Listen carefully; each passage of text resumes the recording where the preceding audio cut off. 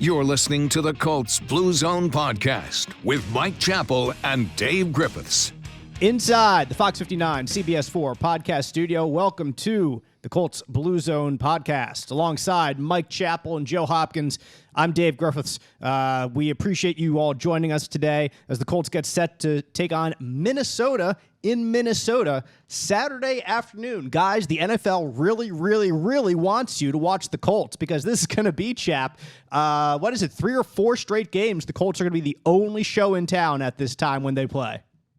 And won the following week. Yep. So, yeah, it just shows you that if you're one of the 32 teams, they think anyone will watch at any time, and they're right. So you know, it's just too bad from the Colts' point of view that they're not playing better, because boy, they're getting a chance to show who they are, which sometimes is good and sometimes is bad. Right, we are seeing exactly who they are. They are who we thought they were, as the famous Dennis Green segment goes. We'll preview this matchup against the Vikings with an injury update. We've got keys to the game. We'll make our own predictions, but first we start with the news. And since we weren't here last week, there is a fair amount of news to break down before we get to this Vikings game. As the Colts had a bye week, we took one ourselves. It starts with Jeff Saturday saying, really confirming he does want to be the Colts coach long term if the Colts will have him. He says he plans on interviewing as long as they give me the interview. Totally in.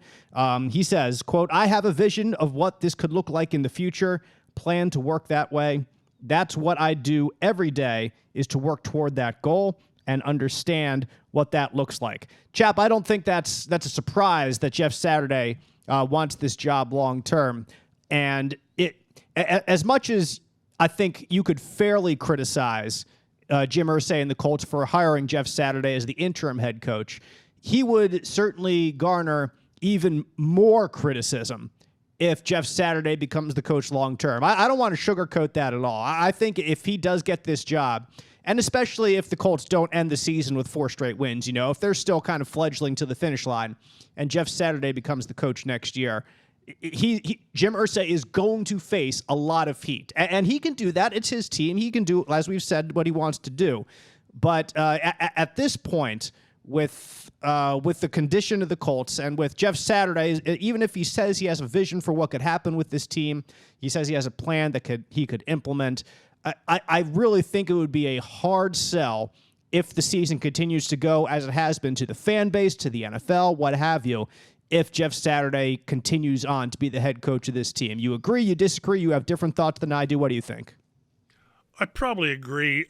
I think we've talked about no matter who Jim Irsay would have brought in after that New England game, it wasn't really going to matter. It wasn't going to turn things around. It seldom does when you bring in an interim coach.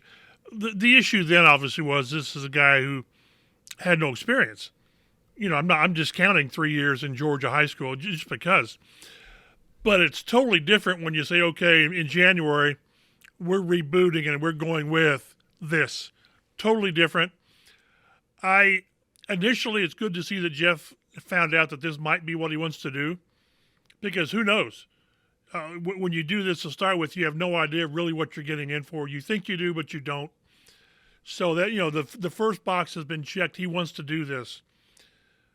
Boy, I just would have to see the list of people that they want to talk to, they will talk to, and see how he stacks up, because I know people say that this is not an attractive position. All of a sudden you've got a meddling owner. You have no quarterback plan at all. I don't care how you spin it. You have no quarterback plan. But it's one of 32. It's just one of 32. Oh, by the way, you've got an uncertain situation at the GM spot. But having said that, it's one of 32. And it's just seldom that a high-profile, high-quality candidate would turn it down because pieces aren't in place. So I think there's going to be a good collection, whatever that is, 5 or 6 people, 7 people, and Jeff will be one of them. But I just think that the pool is going to be deep enough to where he won't be the most attractive candidate. And it's not to shed any shade on Jeff. It's not. It's just that when it comes to this position, experience matters. The fact that you've done it matters. The fact that you've done it and won matters. It'll be very interesting to see where they go with this. And Joe, Jim Irsay actually shared some thoughts on that this week. There were some, I think it was owners' meetings or the winter meetings, and he had a little media gaggle out there at the meetings and was kind of asked about it, saying, I think Jeff's a candidate, but there's lots of great candidates out there. I think there's lots of great candidates in college. Wink, wink, nudge, nudge, Jim Harbaugh. I think the pool needs to be broadened somewhat more. There's some great college coaches that could be capable. There's some unknown coaches that may be capable. So right there, Jim is saying, as Chap alluded to, that Jeff Saturday is certainly going to be in this process. And if they cut things down to finalists, if there's a group of 5 or 7, like he says, he's probably one of those finalists. But at the same time, like I said earlier, I just think it would be a tough road to hoe if you decide to go with him long term and try to sell that. It is a tough sell, especially like you said, if basically Jeff would have to win out or win multiple games down the stretch to give you any kind of hope that he might be the guy going forward.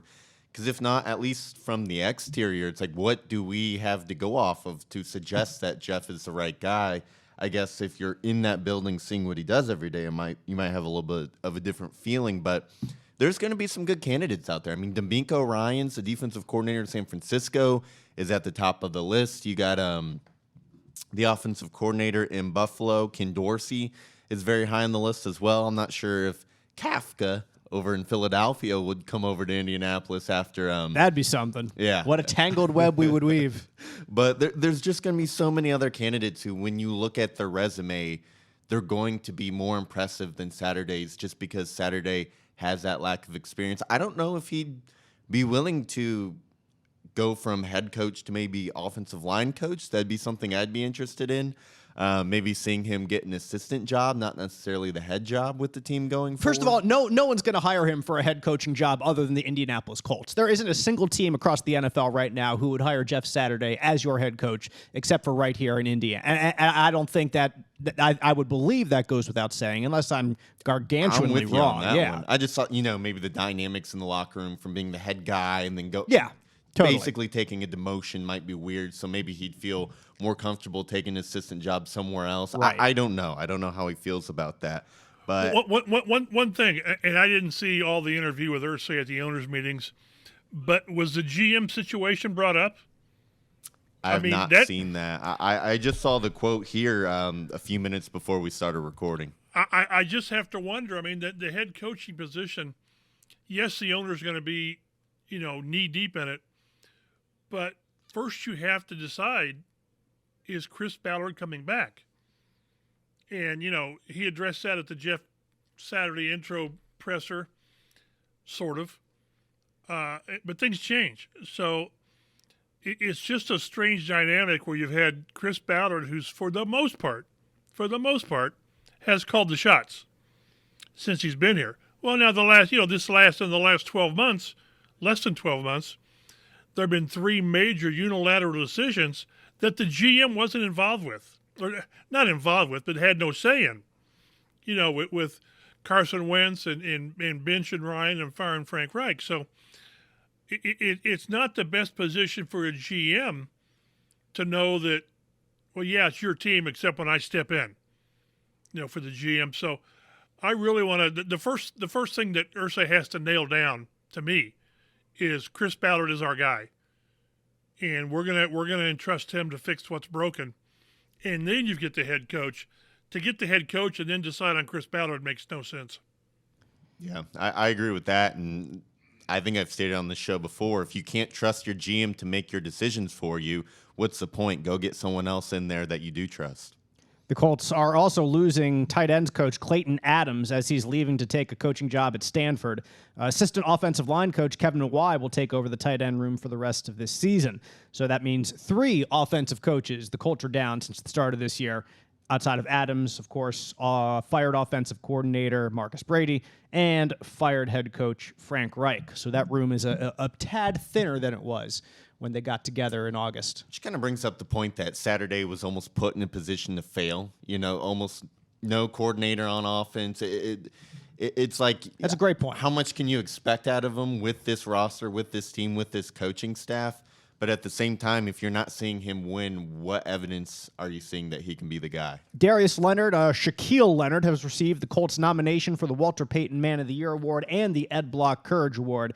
Honestly, props to Darius for both of those. The Walter Payton Man of the Year is the most prestigious on plus off the field award that the NFL gives out to one of its players, and the laundry list of players who've won that award and what they have done to help out in their local communities is truly exceptional. Peyton Manning won it here years and years ago, and it's a list here in Indy that's include guys like Kenny Moore a year ago, guys like who else has been nominated in recent years?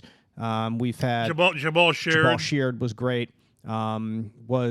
Was Mike Adams ever nominated? I can't remember if he was. I don't remember, but these are all guys who are top drawer. Yeah, and I'm not just talking dealing with the media, but things they did in the offseason. And again, any award named after Walter Payton, that's one you want. I've seen those statues; they're awesome. And I believe once you've won it, you get that patch on your jersey when you play. So it is the individual honor that players I don't say strive for, because it's not like you have a plan for it, but it's the one that's sort of the flag that you want planted on your resume that you were a Walter Payton Man of the Year. Some news across the NFL that has implications here in Indianapolis. We begin with the one and only T.Y. Hilton. Former Ed Block Courage Award winner. Former Ed Block Courage winner, that's right. T.Y. has signed a deal with the Dallas Cowboys, 1 year worth up to just about $2 million in incentives. T.Y. played 10 seasons in Indianapolis. He finished his career here with 631 receptions and 9,691 yards, both of those good enough for third in Colts history. T.Y. has certainly not, I don't think he ever made, definitely never made any overture that he was done playing after last year. He hemmed and hawed a little bit, but never teetered all the way down there to say, I'm not coming back, or I'm seriously not considering playing again. And he had a number, Chap, if we remember last year, that Chris Ballard had extended to him, and T.Y., I don't think he was going to play for that. Jim Irsay needed to swoop in. Once again, there's Jim Irsay putting his fingers into things, and told Chris Ballard to up the ante and get T.Y. back for last year. That same dynamic did not happen this year, so T.Y. was not a Colt. And now he's going to be a Dallas Cowboy. Probably going to be a little weird for Colts fans to see him in another jersey, but just adds another dynamic to that Cowboys offense that does seem, if you watch them week in and week out, that they could use another receiver threat, a veteran that can find a hole in his zone coverage, take advantage of that can to some extent stretch the field a little bit downfield. So certainly he'll go there, and they hope to have him primed up for the playoffs and the run that they certainly hope to have down there in Dallas. Yeah, this will be one where he gives you 10 or 15 plays, and it's going to be quantity. It's going to be quality over quantity. And it's strange because the Cowboys, it doesn't seem like they know what their identity is on offense. It's always with Dak, you want to push the ball down the field, but they've got the great running attack. So this gives them that probably the third down situational guy. And I think one reason this played out this long, I saw some reporting from it. His son was he at Brebeuf or Park Tudor? He was at Zionsville, actually. Okay. And he really wanted to spend time with his son and watch that unfold, which he did, and now he's got a chance. I mean, to swoop in and play a month of the regular season, get your feet under you, and you're going kind of like Nyheim Hines. You're going to a Super Bowl contender. Can you imagine Nyheim Hines and T.Y. Hilton in the Super Bowl? It'd be pretty cool. So good for T.Y.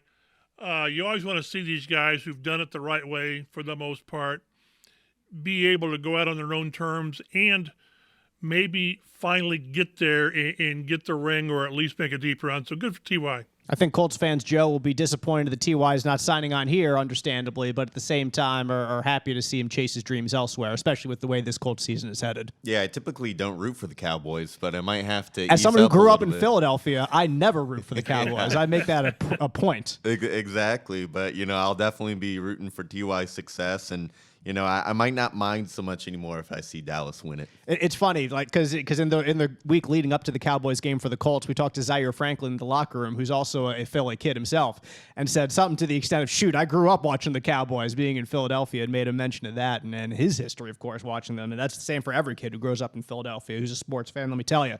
So Ty going to the Cowboys, I can root for Ty. I can root for Malik Hooker, who's there, who certainly did the Colts in a couple of weeks ago. But I just when the star's on the helmet, I think something just keeps me from going full-fledged support for those guys. But nevertheless, best of luck to them in their future endeavors.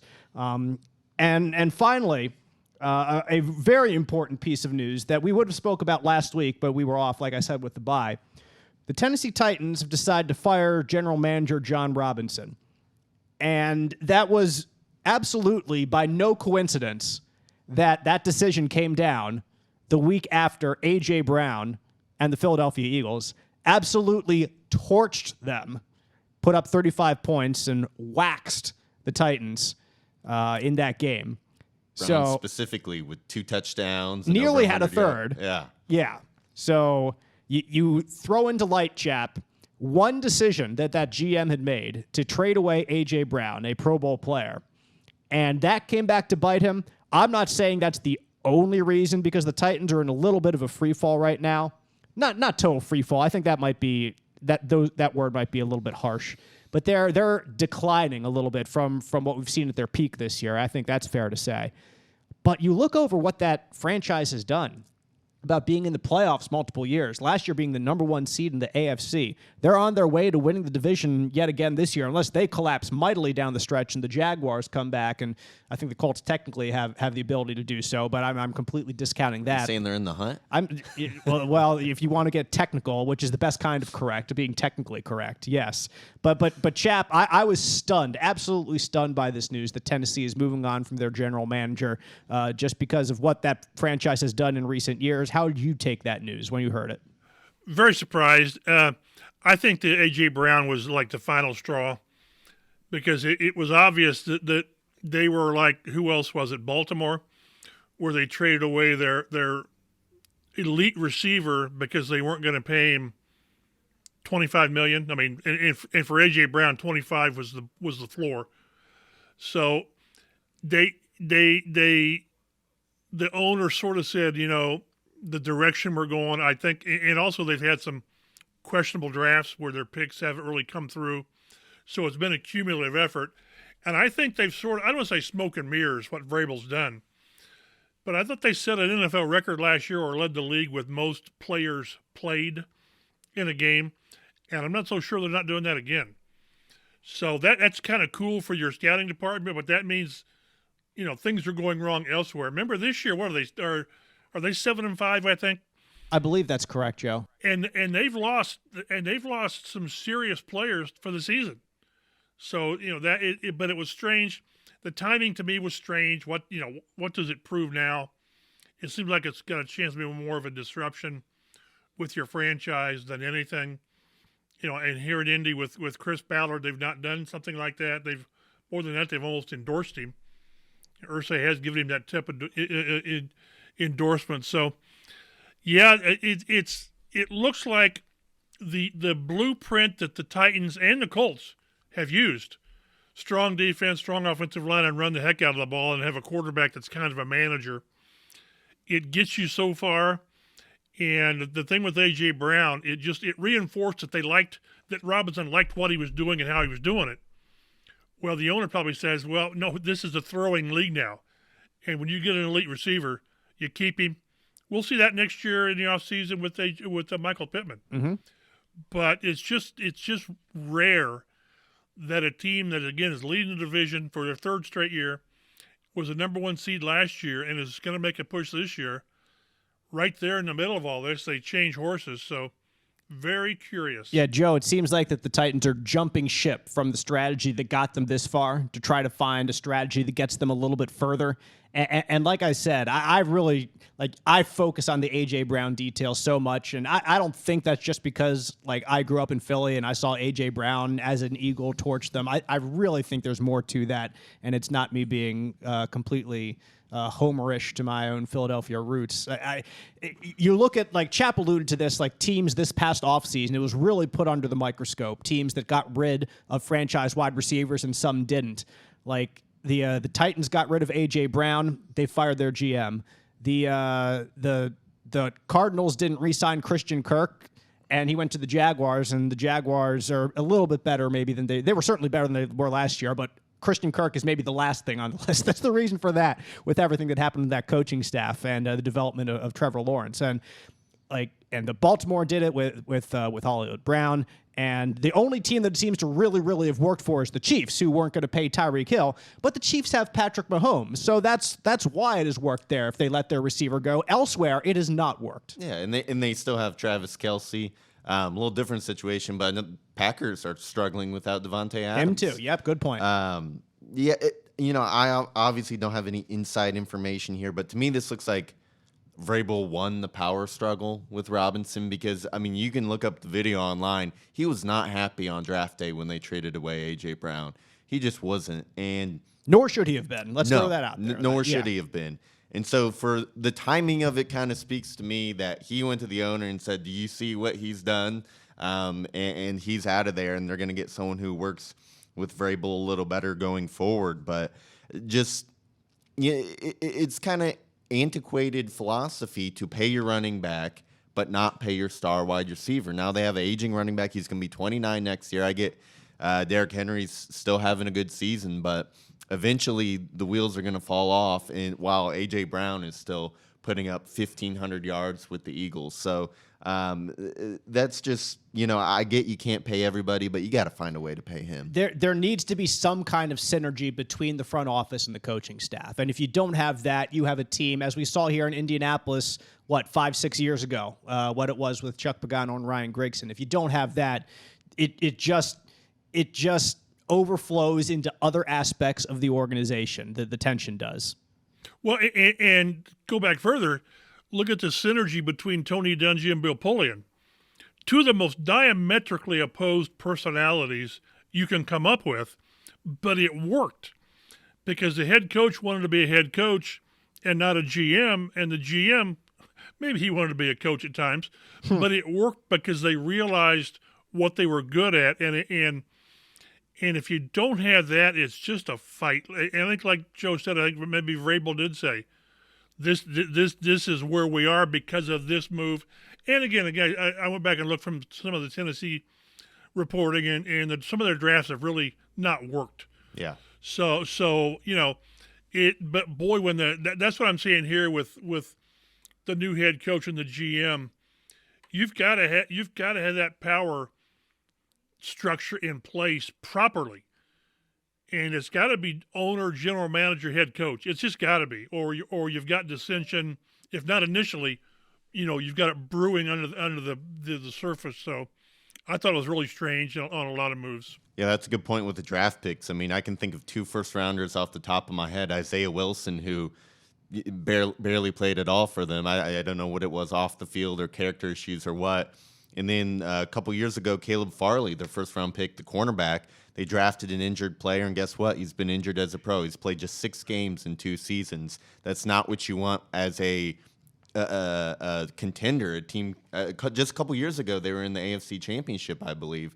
You need players who can produce right now, and taking a swing on an injured player, making the bet that he's going to be healthy going forward, has really bit them. Looking at the future of this division, I'm more afraid of Jacksonville than I am Tennessee. They have the young quarterback Lawrence, who the last few weeks here has started to look pretty good.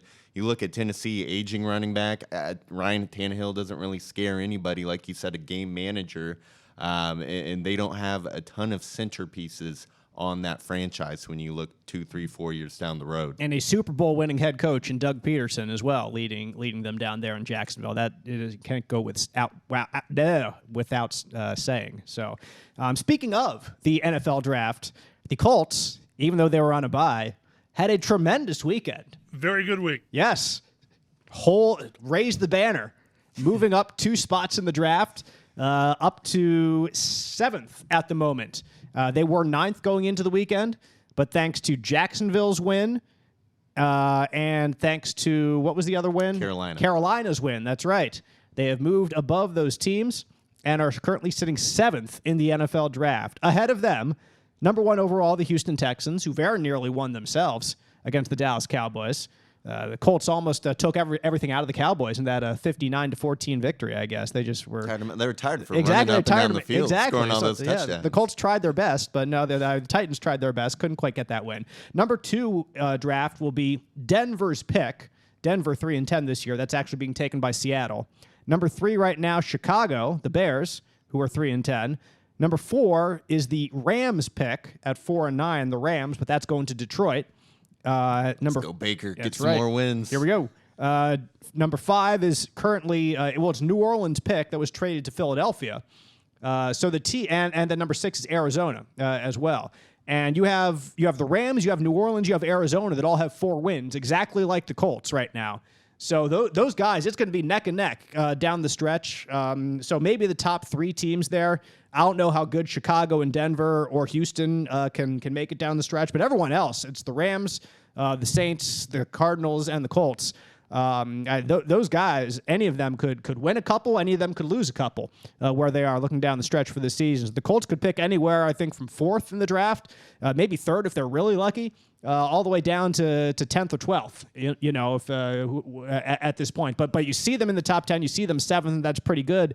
And Joe, especially when you look at those guys, I'll kind of let you take the reins with which teams above them will take a quarterback, especially with how a couple of the teams have played later this season. It's maybe not as many as we thought earlier in the year would take a quarterback from these teams. Yeah, obviously Arizona's not going to take one. It was tough to see Kyler Murray go down. That's going to hurt in terms of the Cardinals' chances of picking up some more wins here down the season. But Colt McCoy is probably one of the better backups in the league. I saw a report a few days ago that Seattle wants to re-sign and extend Geno Smith. So that might take them out of the quarterback market. There's some darn good defenders at the top of that draft, including Will Anderson, defensive end, somebody the Seahawks could really use. Obviously, Chicago has Justin Fields, who has shown enough promise this year. They're probably not in the QB market. Detroit, I saw another report that Detroit considers Jared Goff to be their long-term answer at quarterback. Obviously, these could be smoke screens. Of course, you always have to throw that out when it comes to the draft. Good point. Yeah. Maybe Geno doesn't get the number he likes in Seattle and signs somewhere else. You never know. There's a lot of months ahead of us here as we go down the stretch. But you're right. There's not as many teams ahead of the Colts who will probably be in the quarterback market, but that doesn't mean other teams can't trade up.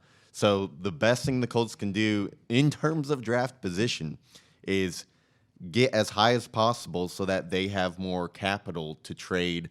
Say you're Chicago, you want to trade back because you're not taking a quarterback. Well, they don't want to trade too far back and miss out on a elite defender or offensive tackle. So the higher the Colts can get, the better their chances of trading up and getting a quarterback or just landing one where they are. Well, also the higher you get, the fewer teams can jump in front of you. See, that's the problem. If you're 7, maybe there's 2 other teams can jump in front of you. Houston is going to take a quarterback. They just are. But I've kept in my mind just roughly that there's a better chance of the Colts getting like the 3rd best quarterback, just because 2 teams above them will certainly take quarterbacks, whomever that is, however it plays out. And you're going to have to be sold that 3rd quarterback, whomever that is, who's the guy, the Kentucky quarterback? Will Levis. They've got and people are split on those guys. And the closer we get to the draft, the more these guys are going to have bad decision-making, noodle arms, whatever, because that's the way the draft works. And we'll go down a little rabbit hole here. With the quarterback you pick, he's not going to be ready to play. He's not. So who is your quarterback next year? Are you bringing Matt Ryan back for $35 million? Or you're going to, I know, I see you scrunching your face tape.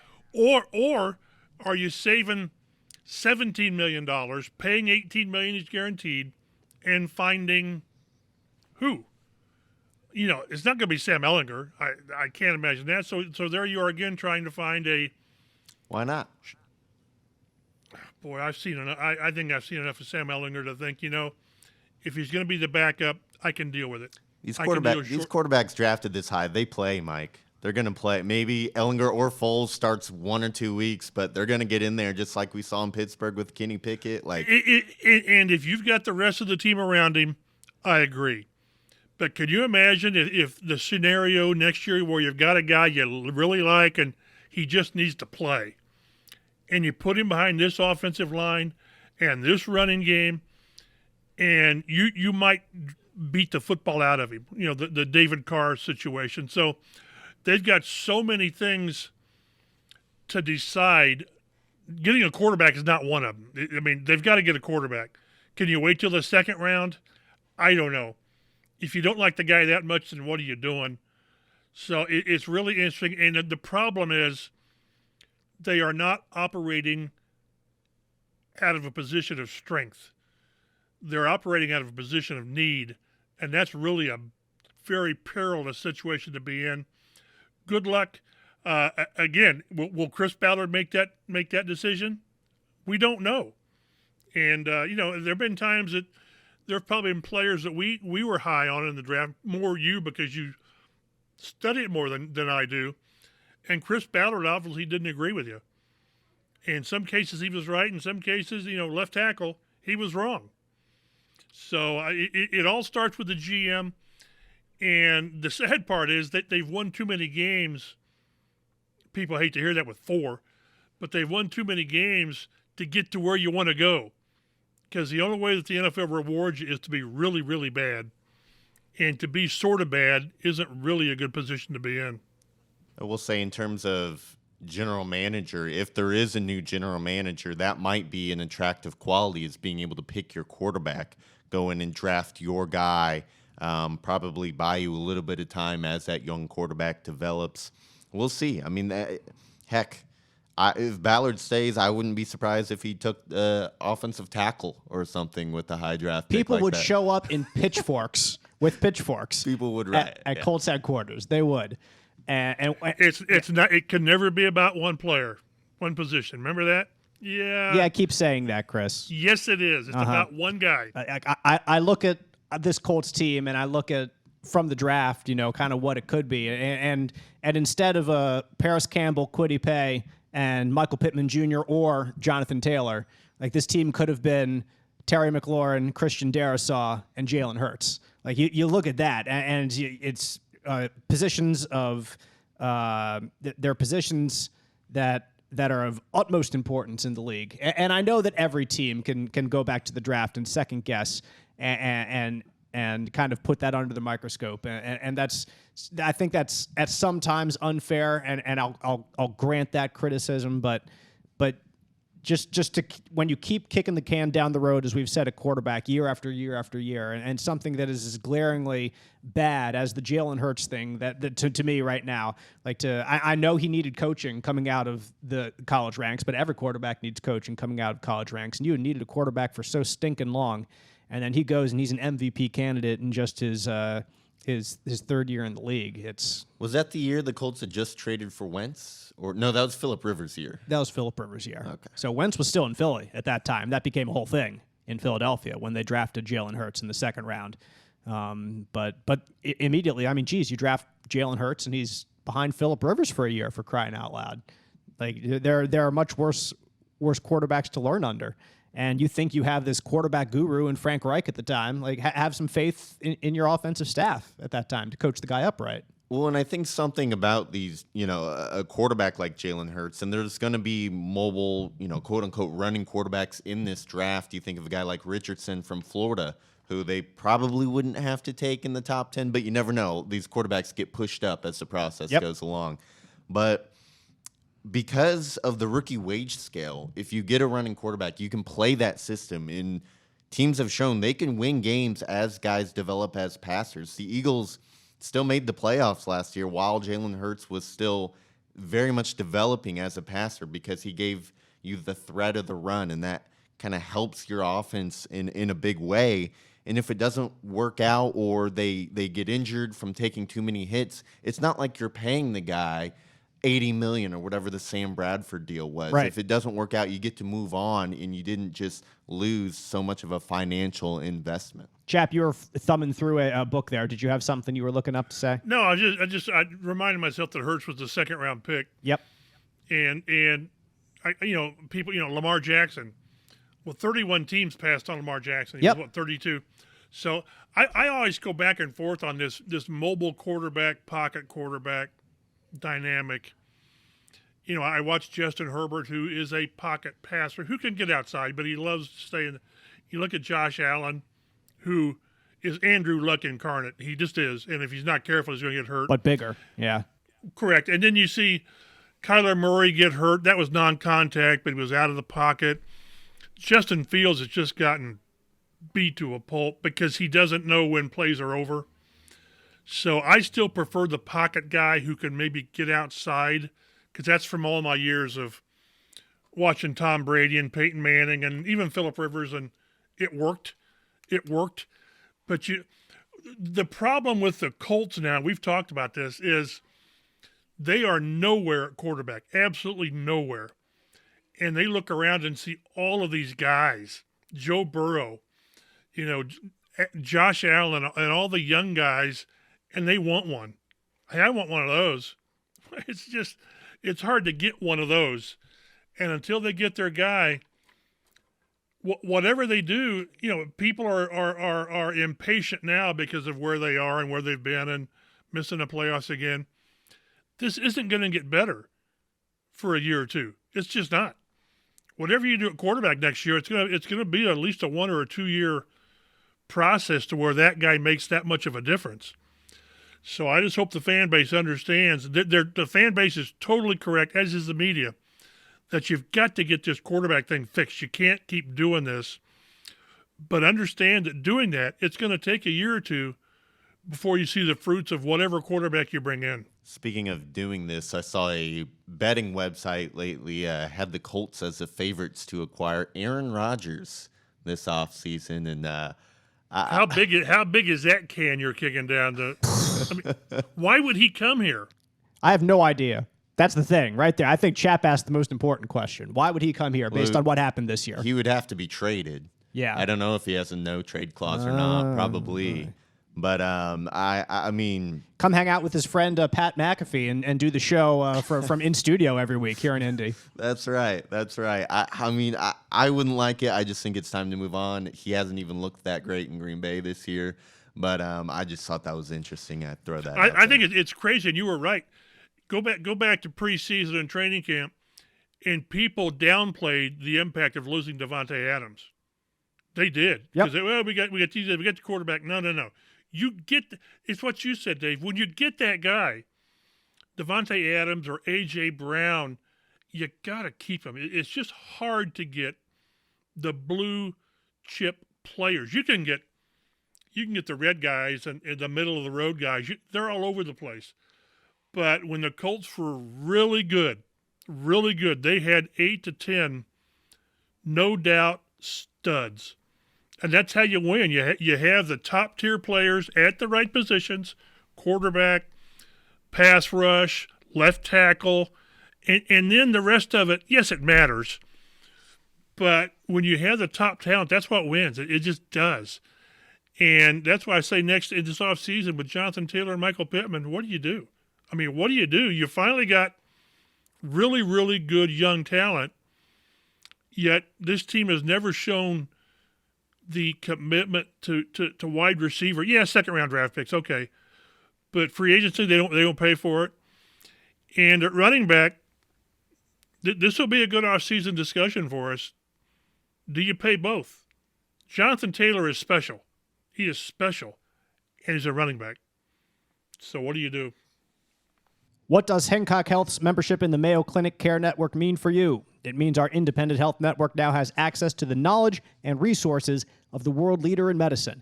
It means your Hancock Health doctor can now consult with Mayo Clinic specialists to confirm a diagnosis or treatment plan. And it means that together, we're making health possible for you. Learn more about our new clinical collaboration at hancockregional.org/Mayo Clinic.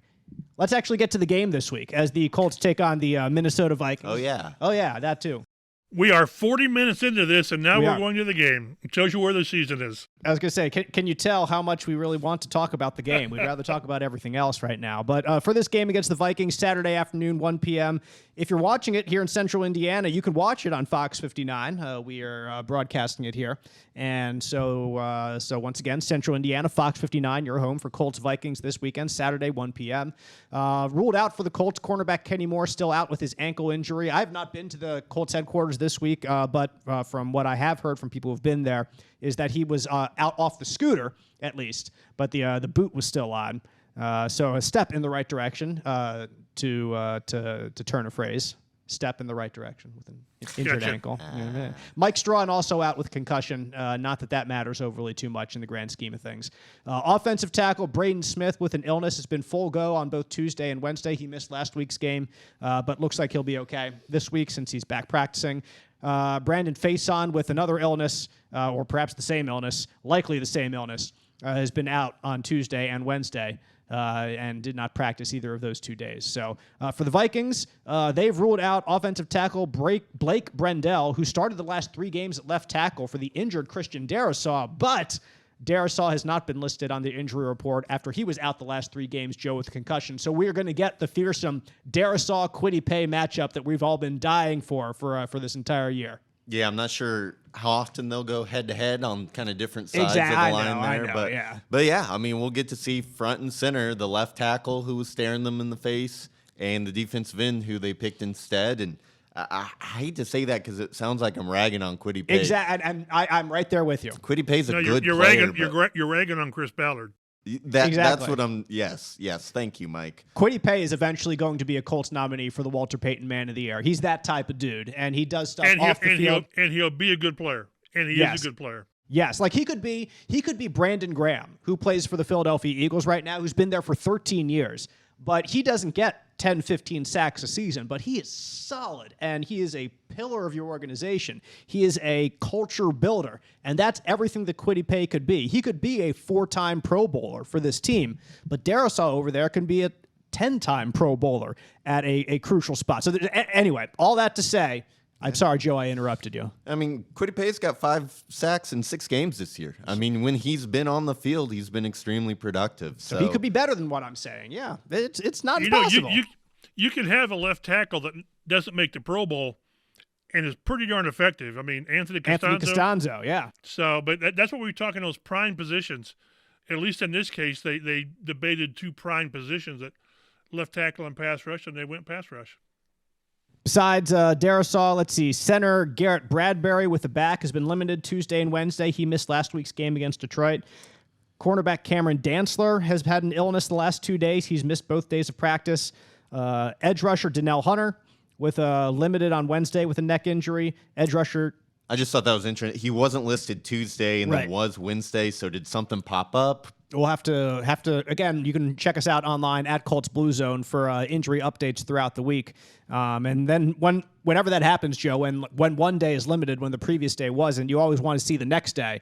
And if something happened mid-practice, and that caused him to be limited, and hey, maybe next time he's completely out the next day, that's a bad sign usually for their availability. But like I said, check us out online at Colts Blue Zone on Twitter to get updates for that.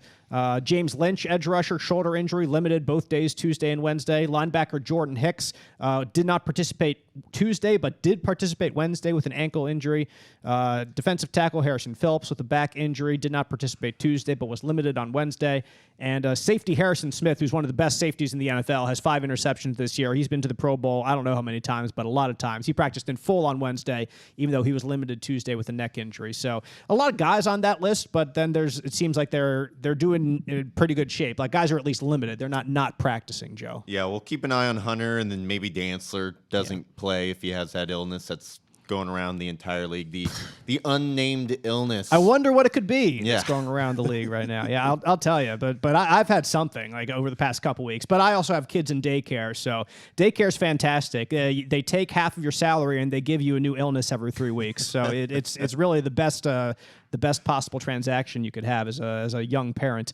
The Colts are 4-8-1. They visit the 10-3 Minnesota Vikings, who've lost some really good teams, but they've beaten everybody else that they've played. They haven't lost games they shouldn't have lost, but they have not at all times looked good against the upper echelon teams that they have played either. It's very clear to me that they're a team that's above the rest, but not quite at the level of like Super Bowl contender. Like they lost big to the Eagles, they lost big to the Cowboys. I can't remember who their other loss was against. They just lost last week to the Lions. That's right, the Lions, who are world beaters right now. Lions are playing really good football. They might make the playoffs. I know, it's really exciting. Biting off kneecaps and all that stuff out there in Lions. Detroit. Yeah, go Dan Campbell, go Detroit.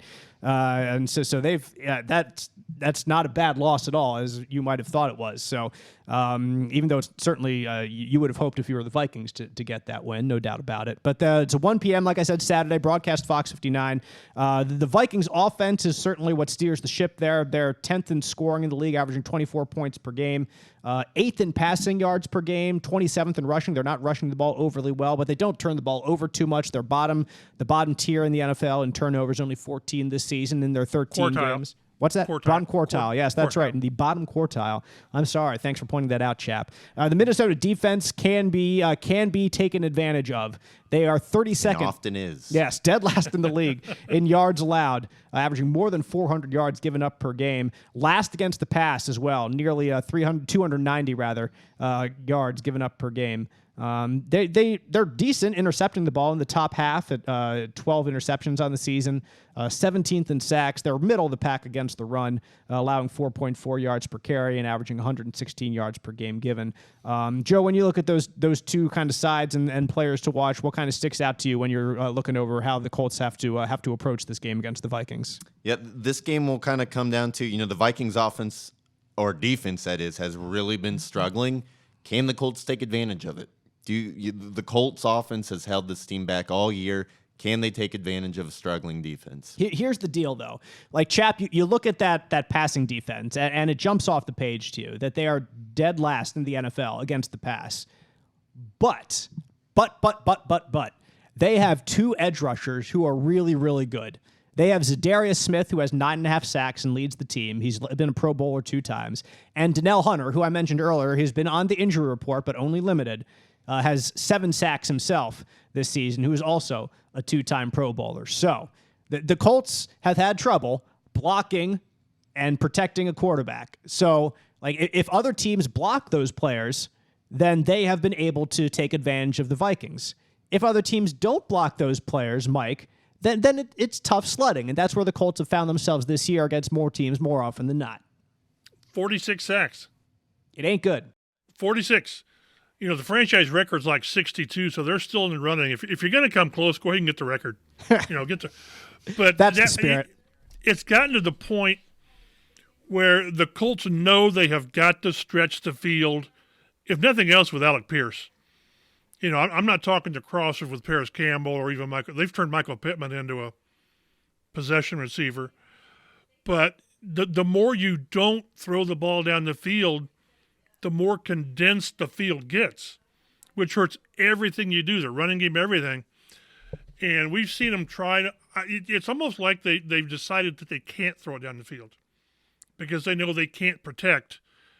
And so we'll see. It's just an awful situation to be in because they've got – I think it's fair to say that this receiver group has exceeded expectations. I think in my mind it has because of Paris, and I think Alec Pierce has been – better than I thought he would be. He had that one slump early or mid-season, but I just don't know that they, like you said, that they think they can do what they need to do, and that's protect on the edges and give the quarterback time. And there have been times I've been one of the bigger Matt Ryan defenders. It's getting harder and harder now because I think he sees and senses ghosts early on. I think he's anticipating pressure.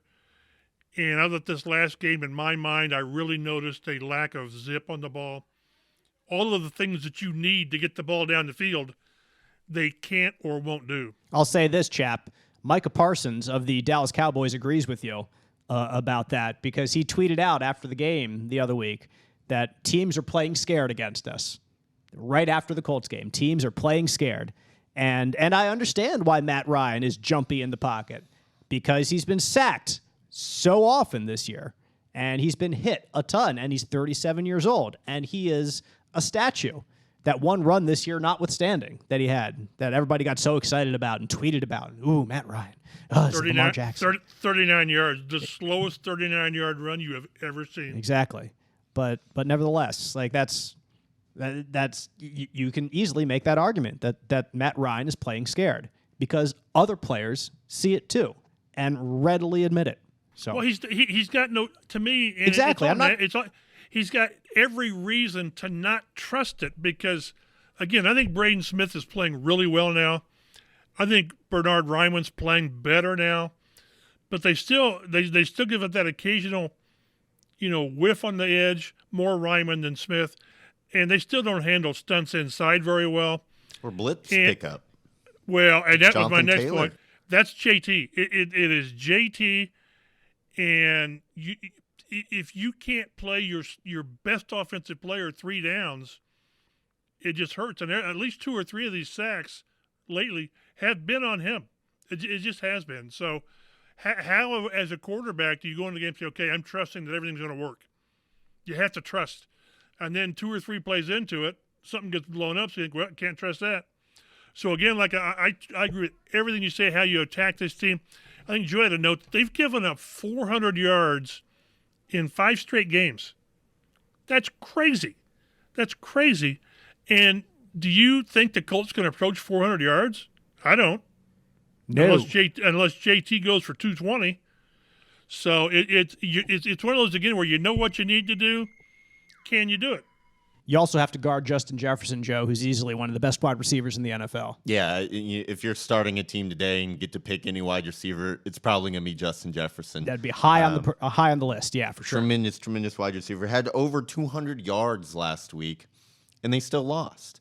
And I'll get to the reason why in a second. Obviously, as we run through this here, Kirk Cousins is having a nice season, 20 touchdown passes, 9 interceptions, added a couple touchdowns on the ground, so he's playing rock solid football. You still don't trust him, though, do you? I mean, do you trust him?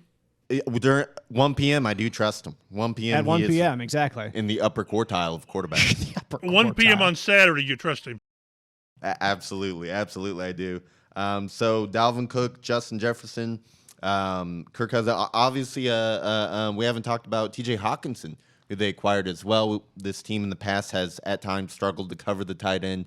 That's another weapon for them. And each of their 5 starters on the offensive line was drafted in the first or second round. So they have a lot of talent on offense. Well, let's break down these keys to the game. We've got keys to the game and predictions to do before we wrap things up here on the Colts Blue Zone podcast. We encourage you to subscribe to us wherever you get your podcasts, so this goes right into your library week after week. Joe, keys to the game as the Colts take on the Vikings, 1 p.m. Saturday afternoon. Number 1, we've already talked about it, protect Matt Ryan. Per ESPN Analytics / NFL Next Gen Stats, the Colts have the worst pass block win rate in the NFL. They measure that by, can you sustain a block by 2.5 seconds or longer.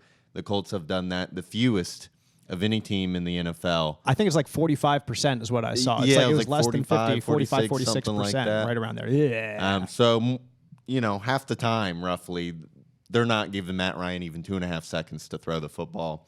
Minnesota has 0 sacks in their last 2 losses, Detroit and Dallas. So right there, if they can't get to the quarterback, even the Colts are going to be able to pass all over them because his secondary is not their strength, minus the very talented Harrison Even Smith. the Colts will not be able to pass against them. And obviously, we've seen time and time again, I don't need to put a number behind this one, pressure on Ryan leads to turnovers. Mm-hmm. Number 2, scored touchdowns in the red zone. The Colts should be able to move this ball against this defense. As we've discussed, Minnesota has allowed 400-plus yards of offense in 5 straight games, but breaking the goal line has been a struggle for Indy. The Colts are bottom 5 in red zone touchdown percentage, and the Colts have scored the second fewest touchdowns in the NFL this season, while they've attempted the 5th most field goals. That's not a stat that you want right there. That ratio. It's a bad one. Well, and on top of that, McLaughlin is 7 of 10 on 50-yarders. That ties a franchise record for most made 50-yarders. Good for him. Yeah, go Chase. He's going to break but that. that means without question, and it just shows you that the desperation that when you get to the 40-yard line, you say, man, now we at least got a chance to get something. That's a great stat individually, and it's not a good stat for the team. Final key to the game here, stop the run. Minnesota averages 52 rushing yards in their 3 losses compared to 108 rushing yards in their 10 wins. But the Colts defense has softened up against the run recently. On the year, they've allowed 4.2 yards per carry. That's 6th best in the NFL. But opponents have rushed for 392 yards over the past 2 games on this defense, 5.6 yards per tote. So one of the strengths of this defense is starting to wear down as the season goes along. If the Colts can stop the run, Justin Jefferson is just going to get his. He just will. That you can't let Jefferson and Dalvin Cook have a heyday on you at the same time. The story of Hancock Health is all about you and everything you need to live your healthiest life. Like Hancock Regional, one of the nation's safest hospitals, and an independent health network with over 70 doctors at more than 30 locations around East Central Indiana. We're growing and evolving to help further your story. And we're just getting started. See all the ways Hancock Health and you can work together to make health possible at hancockhealth.org. FanDuel has the Colts 4.5-point underdog to the Minnesota Vikings, over-under set at 47.5, so they're expecting something along the lines of a 25-21 ball game, 26-22 ball game is what FanDuel says. And Chap isn't even in the room right now, so I can't look over at his paper and steal his prediction over there. So I'm going to have to go by myself. And then Joe, you'll go next. Chap will wrap things up. I see no reason to pick the Colts right now to win in Minnesota. They haven't showed me anything that would indicate otherwise the past couple weeks, especially with some of these defensive collapses in the fourth quarter. I think that have been really concerning.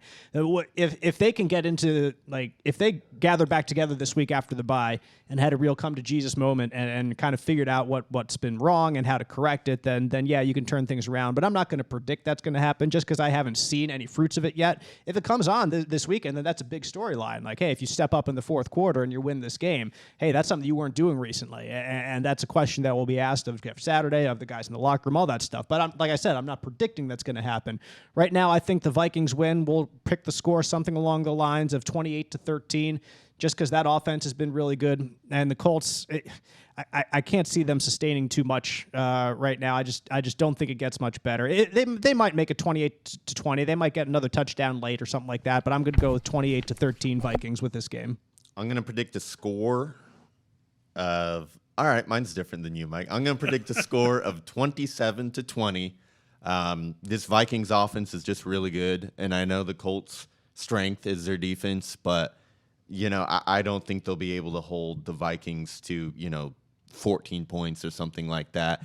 And we just talked about how bad the Vikings defense is, so I think the Colts will get to 20 points this year, where they are currently undefeated. I was going to say, but they win when they score 20 points. Not this week. Okay. Not this week, because the defense is playing too good of an offense. All good things must come to an end. Okay, Mike Chappell, what do you got for your prediction this week? Yeah, last week it was, 21-19 going in the fourth quarter at Dallas, and then the wheels came off. I would love to see this 21-19 going in the fourth quarter this week to see how this team would do. I don't think it happens. I wrote down 27-17. My Vikings. The easy part for me has been the Colts score. It's 16 or 17 because that's what it is. And until they can score mid-20s, they've got little chance. And the problem, and Joe mentioned it, and I agree, I think this defense is wearing down. I think they still do good things, but if you can't pressure, now if you can pressure Cousins, you talk about a quarterback you can get to do squirrely things. He's one of them. But the Vikings they're 9-0 in one possession games, which tells you by and large they make plays. And the Colts are like 4-3-1 in one possession games, which means by and large they don't. So I just think it's asking too much. I agree with you. Until they show you that they can do it, why do you think they can do it? So I think this thing kind of trudges along, and it gives Joe more reason to cheer because it maybe enhances their draft positioning. But it's to the point now you simply want this to get over, because I don't see how it changes until you make the changes. You can check out all of Mike Chappell's work online, fox59.com, cbs4indy.com. Also follow him on Twitter at mchappell51.